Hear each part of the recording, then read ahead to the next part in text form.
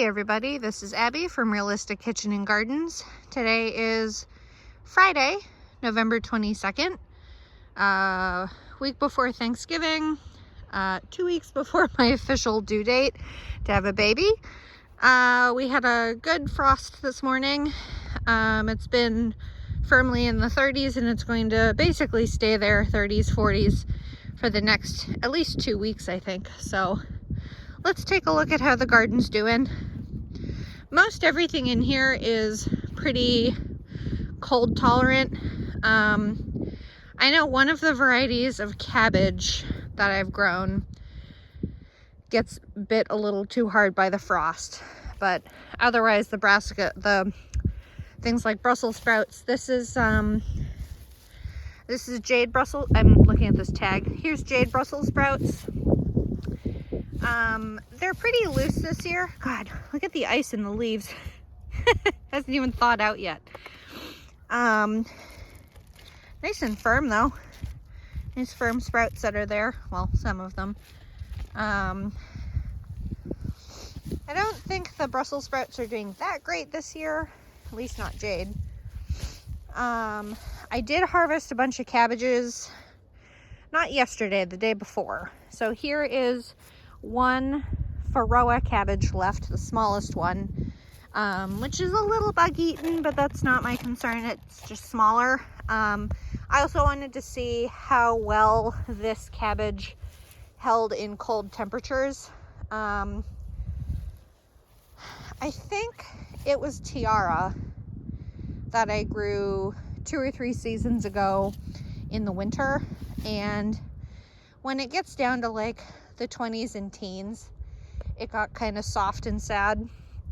But this was the other 2 Varroa that was in the picture. If you saw on Facebook, I had 2 that I'm using for my experiment for hanging in the basement for preservation. If you didn't see that, you should check it out. I do a lot of random experiments like that on my Facebook page. So here is the last tiara I have of the 6. I pulled the other 5 out and I trimmed all the outer leaves so that only this central head is left. And this, I guess I'm gonna call, is mulching in place, or I'm just a lazy toad and didn't put it in the compost, one or the other. We'll see.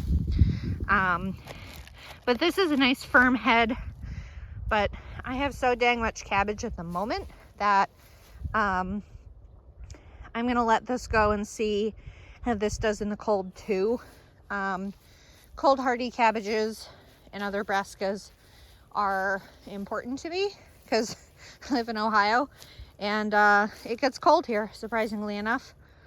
And then these are the 3 Pixie Baby cabbages. I didn't harvest any of them. We did get snow yesterday and apparently it stuck a little bit. These are pretty loose heads. I personally like really, really firm heads. So I don't think I'm gonna grow Pixie Baby again. But allegedly they were supposed to be a good small variety of cabbage. And they are. I mean, they weren't even with the same spacing as the multiple tiara had. They are a smaller plant, but they also produce a smaller head. And then Hestia Brussels sprouts. Again, doesn't feel like a great year for Brussels sprouts. I mean, we had really hot summers, and then it suddenly got cold. And I also have these rows that are basically new this year. I mean, they've been tilled a little bit, but I was working on my plan for next year to see what the goal was, because the first season I started this garden in the ground this February of 2024, and I basically tilled in the rows in the clay and tried to put in a little compost to loosen it up. But this year, instead of doing compost, which with delivery was $600 for 10 yards, which I guess isn't that bad, but it's still a big price tag for upfront, we're gonna do sand, which is a lot cheaper. Kind of like what I did for my carrot row over there. So that'll help loosen the soil up, but keep some clay for water retention, that kind of thing. So anyway, Hestia Brussels sprouts doing okay. Here are the 3 that I pulled leaves off of to see if it helps the sprouts. And I wonder if it does. I mean, these are still fairly loose.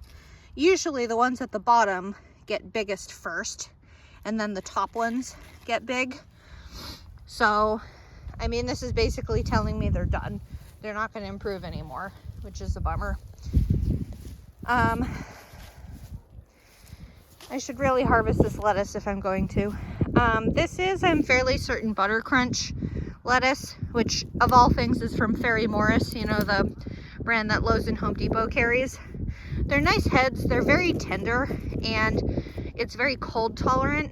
I did have both Landis and some other one that I planted at the same time, but neither came up at all.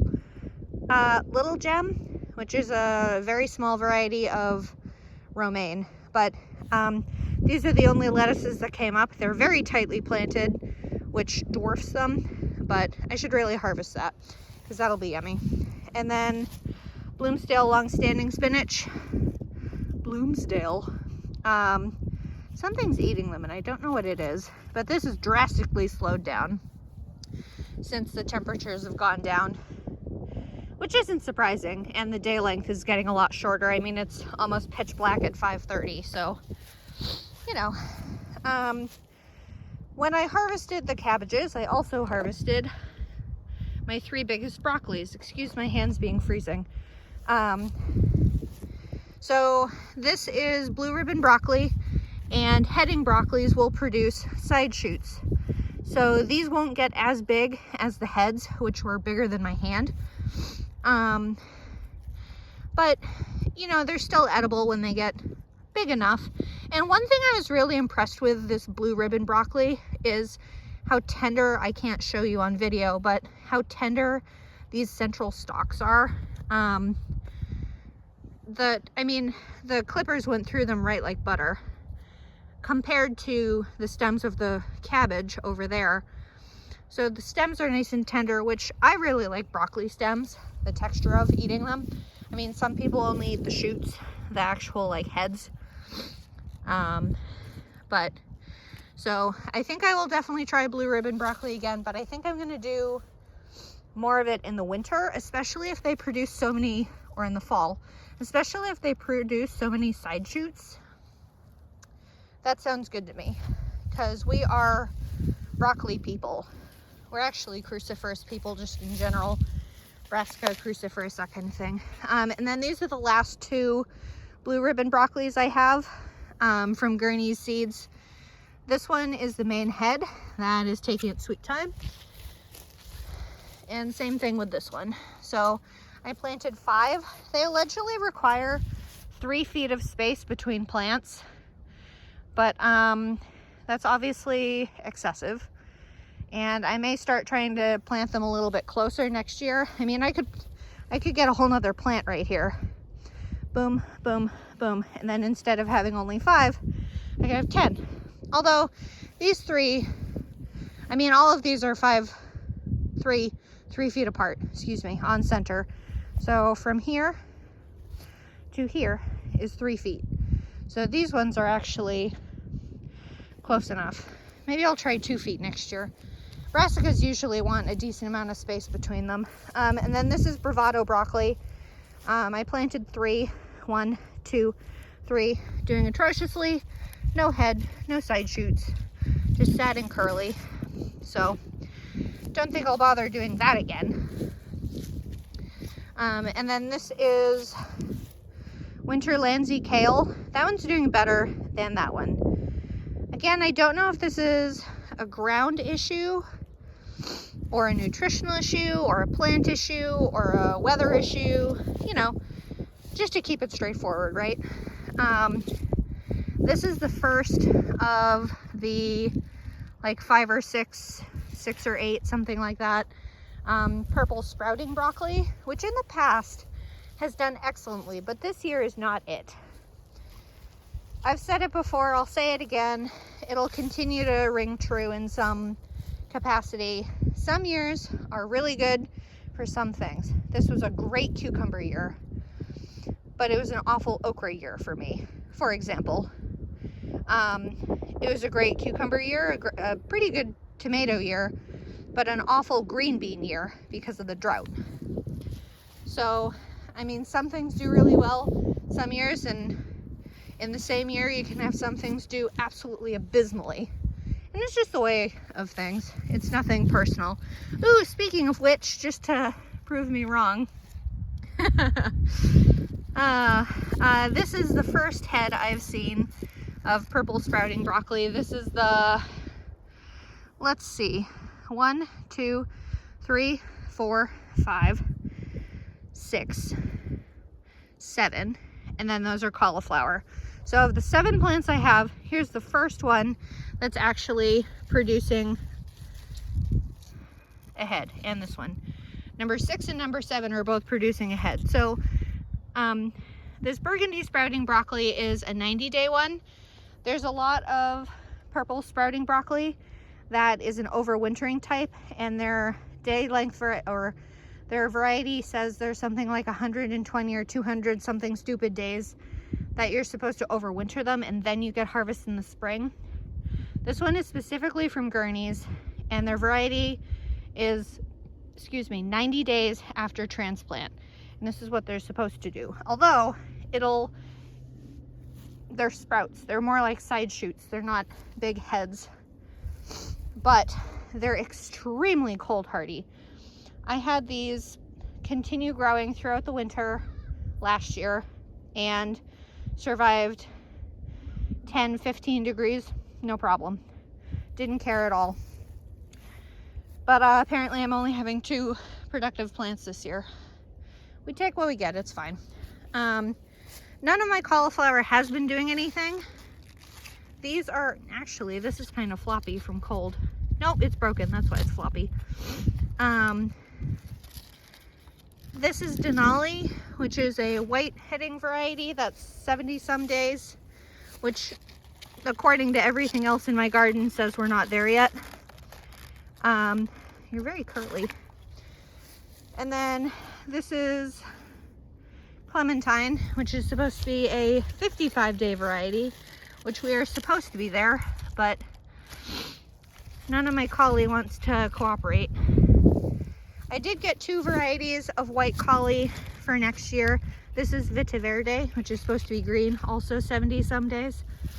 I got 2 varieties for next year of white collie that are supposed to be 45 days harvest from transplant. So we'll see if that actually works. I'll try those in the spring, but I'm not going to do any like broccolis in the spring. I definitely won't do, I'll do a couple cabbages. Brussels sprouts are only in the fall. Yeah, so there's that. Anyway, if you're interested in knowing about my garden plan, I'm working on it for next year. I haven't posted it yet, as in the moment of talking to you now, but I will, and you should watch it, even though it's a half-hour ramble about plants. Although why else would you be here other than seeing me ramble about plants?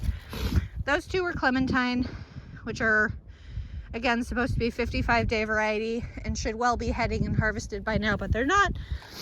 And this is also Denali, which isn't doing anything either, even though these are the 2 most promising plants so far. Sorry, it's very cold. My nose is running. This row was beans, long put to bed. This row was spring brassicas, long put to bed. This was tomatoes and peppers, long put to bed. There's a catnip plant down there going dormant. This was the row that was all potatoes. This was the half row that was like tomatillos and celeries. I had originally planted calendula as a companion to my tomatillos. They didn't do anything in season, but they are now, because why not? And then we come down this half of the row. This is, first of all, the 30-foot mark. And at the moment, I'm thinking that this swath will be a section just for flowers. Just flowers. And I'm excited. And then here is Zebroon shallot. There's 36 of them. And the tag is right there for the start of Highkeeper overwintering onion. There's 35 of those. And then here's the tag that indicates the 16 overwintering onion red spring. Here's the row of garlic. I have maybe, at a quick glance, you might not be able to see on the camera, but at a quick glance, I'd say maybe 40% of this garlic has come up and started producing greens. The greens will die off. The greens are not the important part. There's just a clove underneath the ground that will go dormant. This is a soft neck variety. Everything else is at least 36, if not 40 count of hardnecks. 6 different varieties of hardnecks. I know this all looks like grass. Actually, this is a good comparison. So this is the garlic greens. They almost look, if you didn't know any better, they almost look like daffodils, maybe. Very narrow daffodils. So that's the garlic, and then this is grass. It's not as thick, it's not as waxy. It doesn't curl as much. So, there. Anyway, so there's all the garlic. I do have lackadaisical tags, even though they're well beat up by the weather. But I have them marked in my app that you'll see if you watch my garden plan videos.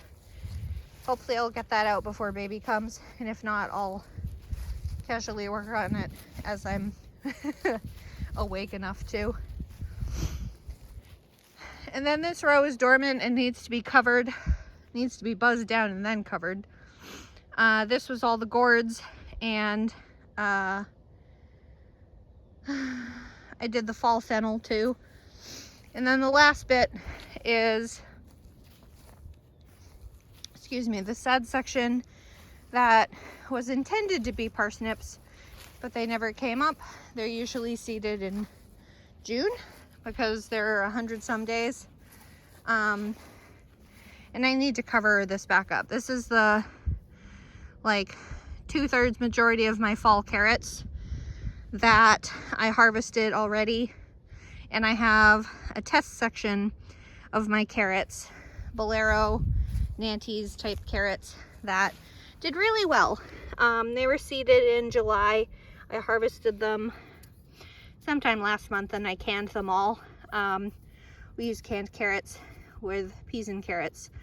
So it was very nice to not have to buy carrots for that. So this is going to be a test to see if they overwinter in the ground or if it's too cold here, that kind of thing. And then this is Thalia dill, which is having a grand friggin' time in the cold. Dill and, ooh, I should go over there and look. Dill and cilantro both prefer the cold to the heat. Usually in the heat, they'll just go straight to flower, which isn't a bad thing. From dill, you get dill seed, and from cilantro, you get coriander from the seed. I was just thinking that last time I saw the cilantro plant come up, volunteered. And there's another one now. This is where I had the fennel. But before that, in February, March, I seeded out some cilantro on this end and some lettuce and stuff. And at the time it didn't do great. I had maybe 2 or 3 plants come up of the cilantro, but now I have, there's another one, cilantro, cilantro, cilantro. So good, I don't have to plant it. Look at that. One of the benefits of not pulling up your plants as soon as they're not doing what you want. especially herbs like that. But anyway, I have these rows covered in cardboard because, mostly because I didn't get to get cover crops in time. I don't think they'd really do anything this time of year, so it's not really worth wasting the seed. Not to say they're expensive per se, but why waste the seed in general? So you just want to cover the ground more so that it doesn't erode away when it's bare, especially like this, like where the carrots were. I mean, the most there is some, this is wood sorrel, yellow wood sorrel, which is actually edible, though I wouldn't eat it like this. You'd get a mouthful of sand. And this is actually a wild allium. I can never remember the species name, but technically they're invasive, but they're a small bulb and they're oniony and you can eat them. I digress. There's not enough things to keep the ground from eroding if you got that heavy of a rainstorm, etc. So I cover them with cardboard. It also keeps weeds down, volunteer weeds down, in theory. As I walk by my weedy area of where my gourds used to be. So anyway, this may very well be the last garden tour of the year.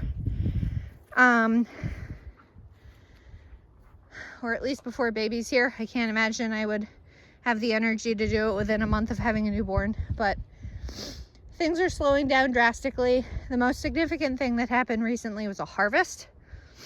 I will say that over there where the lettuce is, I have a plastic tote that I'm going to try anchoring down with pegs or stakes or whatever and try to create an itsy bitsy mini greenhouse so that we can have spinach and lettuce in the winter. Not that we use it that much, but it's more of a test if it'll work. It's just a clear plastic tote bin, so it'll keep the coldest, hardest frosts off, and if sun ever comes out again, it will be a nice little bit of greenhouse effect to warm up that tote to help them continue growing. But there we are. If the channel suddenly goes quiet, it's because I have a baby. I'll try to post to let you guys know. I know I don't personally care when channels post about having kids and all that, but if nothing else, it'll let you know why I'm suddenly silent. So that's it. I hope you all have a good Thanksgiving if I don't do that, and Christmas and all that jazz. So thanks for watching. Thanks for following along. I think I was decently successful with this season. There's pitfalls and there's victories in every season, but I have a lot planned for next year. I'm very excited for next year, next garden season. God, that wind is cold. So thank you again. Please subscribe, like, comment. What was your biggest success this year in your garden if you had one? What's something you want to try next year? And please follow along on Facebook too at Realistic Kitchen and Gardens. Thanks. Bye.